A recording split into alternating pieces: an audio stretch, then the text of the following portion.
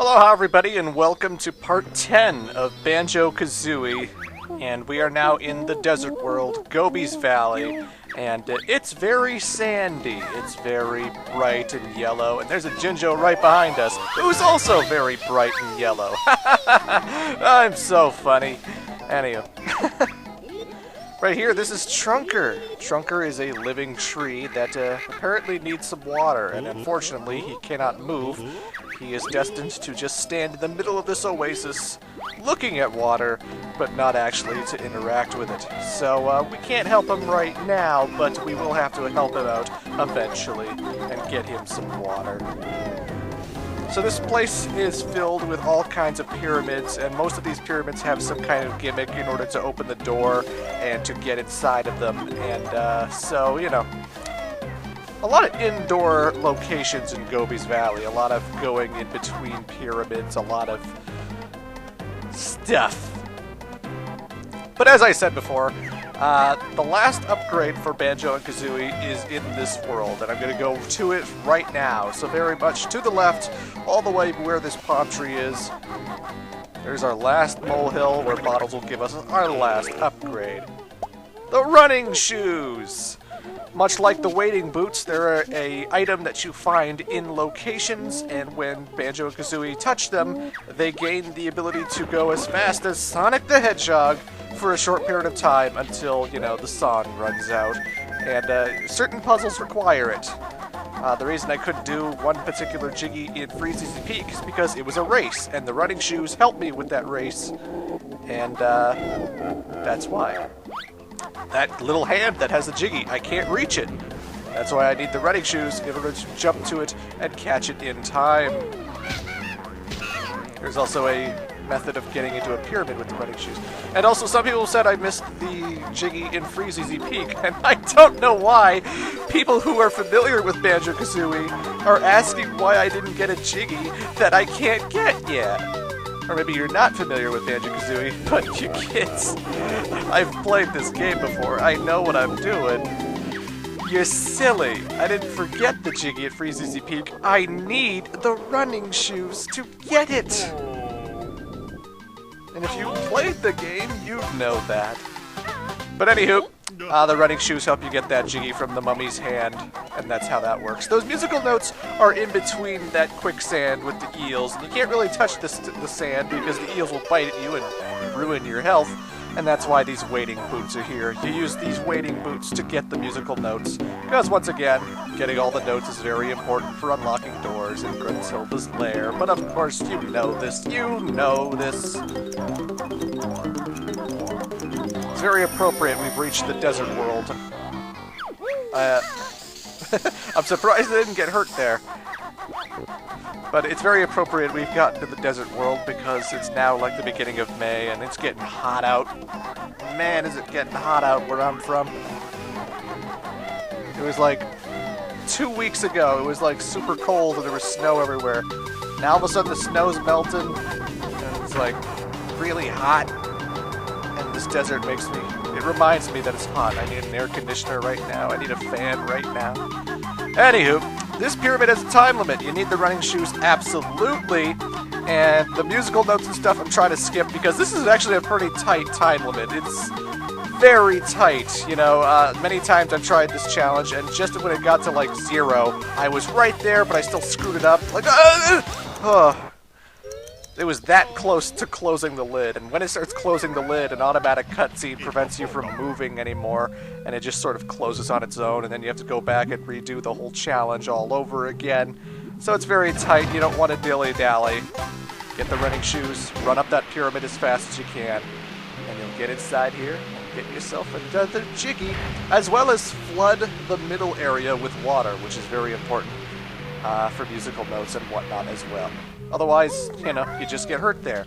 A lot of thorny vines and sand eels down there that would hurt you, but not no more. Now that the water's there, they won't bother me again.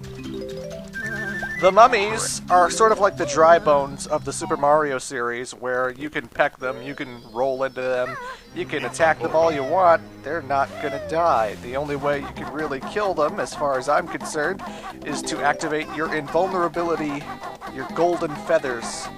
and that will blow them apart. That will make them burst into pieces. That's the one trick to defeating the mummies. Otherwise, they're just going to keep bothering you and bothering you and bothering you. And there are certain puzzles later where they're in the room, and if you don't want them to keep pestering you, golden feathers are your ticket. That's the ticket. I just went back up there for more musical notes because, you know, the musical notes are important. The mummy hands can die, though. 2 pecks with the beak attack and they'll die. Jump on that carpet! Oh, look, a camel! This is actually the titular character of Gobi's Valley. This is Gobi! And Gobi, for some reason, is chained to this rock, so let's help him out. Yeah! Here's your reward, bear! Gobi's off to cool down.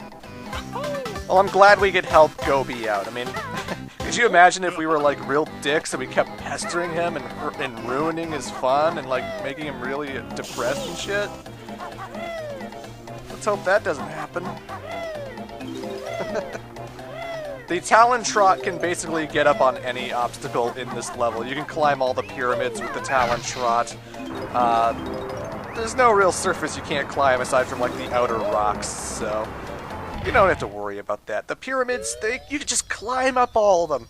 Just climb up all of them. There's the golden feathers in action. But this Jiggy is a matching puzzle. Anyone who's played Super Mario Bros. 3 may know that, you know, it had a certain card minigame that you would play at certain houses, mushroom houses, and this is what this is. There are 16, you know, 16 tiles.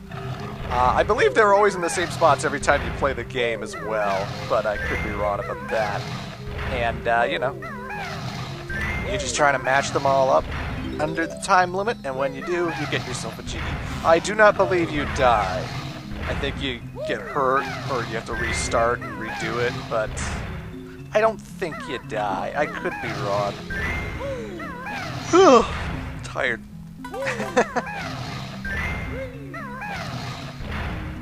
But when you know where to go like I do, boom!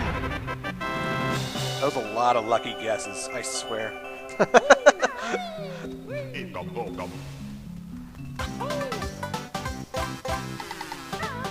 And you want to stock up on Mumbo tokens as much as you can, because the next world will have another Mumbo hut for us to use. So, look out for those things, kids. Look out. Behind this pyramid is a switch which will activate the honeycomb. It will make a honeycomb appear in the middle of this giant cactus. And if you're familiar with cactuses, oh, they're prickly. So trying to fly and get that honeycomb, you might take some damage, but we'll get to that when we get to that. The only thing I don't like about Gobi's Valley, they put musical notes on these freaking tall little ledges here for like the stairs and stuff. Which means you gotta do the like the high jump and then you gotta get to the top of it. It's just very slow to get these 4 musical notes, you know. They don't need to be on the stair ledges, guys. They don't need to be there. Anyway, when you reach these certain pillars in the water area, you got these moving statues. Just shoot 3 eggs into their mouths, and they will swallow them. They will absorb them. A pyramid will rise a little, and the more will come. And just keep doing it, keep doing it, keep doing it. And that's how the cookie crumbles. Ain't it swell?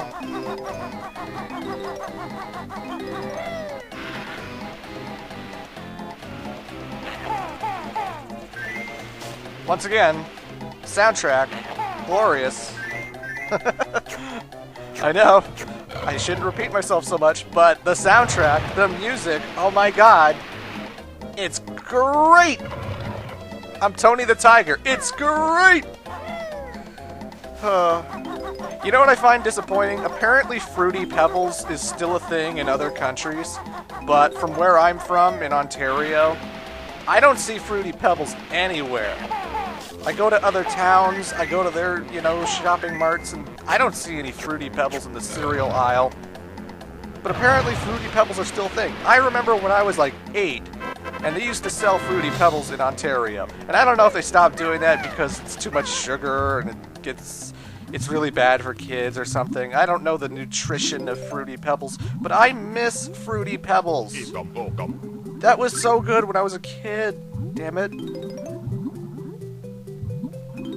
I'm sorry to tell you about that, but I just felt like mentioning it because it's an interesting part of my backstory. And, sometimes the Let's Play, it's about the game. Oh, it's definitely about the game. I'm trying to show you why Banjo-Kazooie is a fantastic piece of gaming. But other times, sometimes you want to learn more about the LP, or you're here for the personality. That's the theory, anyway.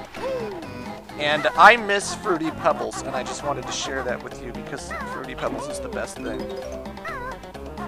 I'm also told Vanilla Coke is still a thing, too. And I miss Vanilla Coke. Vanilla Coke was the best beverage. It was so good. So to keep track, I want Fruity Pebbles back. I want Vanilla Coke back. Damn it. Or else.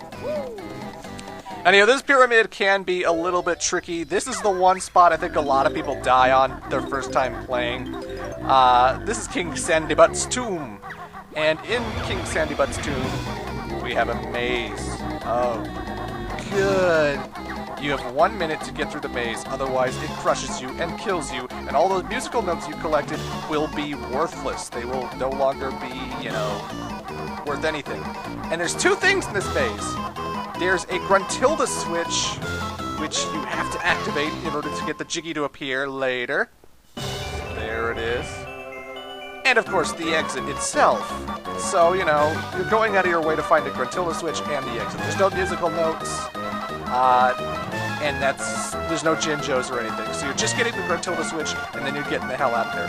So I know where the exit is, I know where the pathways are, that's where it is. But if you took, the upper route the first time you walk in, if you went right immediately, you're going in the absolute wrong direction, and that's a lot of time wasted. And once that counter hits 0, you're dead. You have to get all those musical notes all over again and stuff, and it's just like, ugh. So King Sandybutt's tomb, I would recommend sticking to the very left when you enter first. And just do what I did, kids. Do what I did. That's the correct pathway.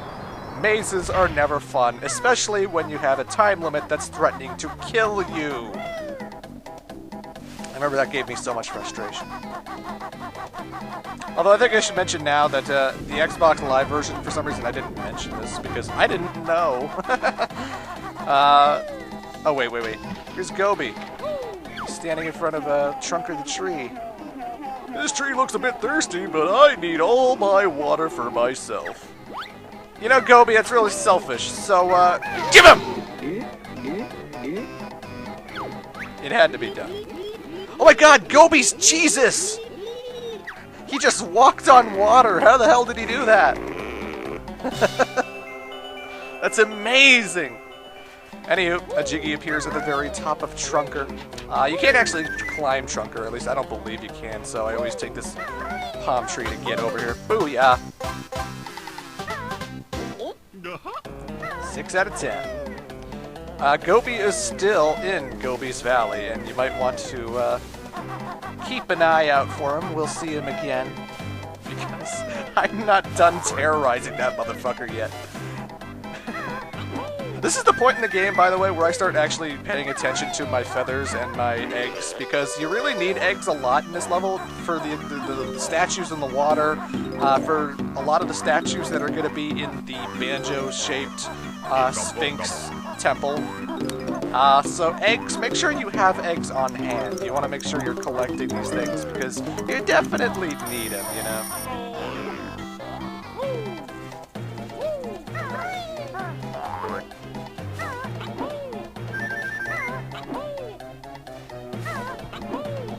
I lost my train of thought. I forgot what I was talking about before I got to Gobi. Anyhow, here's me flying.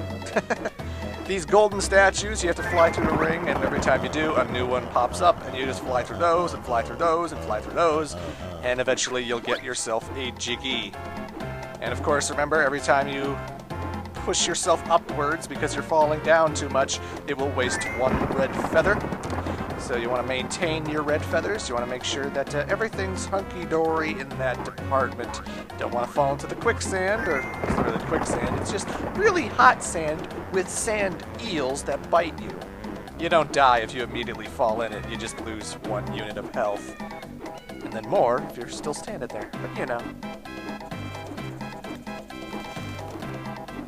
Oh, I remember what I was talking about. The Xbox Live version of Banjo-Kazooie. I didn't know this because I made it really important not to die in the game. Because I knew what the N64 version did. And then I was reading comments of Part 2 and Part 3, and people tell me that in the Xbox Live version of Banjo-Kazooie, they changed it so that musical notes don't kill you. Or not, what am I talking about? Musical notes do not disappear when you die. They are now perma-collectible. So if you collect a musical note in the Xbox Live version, that's yours forever. And I don't know this because I did beat the Xbox Live version. However, I never died because I knew what happened if you died, and I tried to be super careful and stuff. And you know, that was news to me.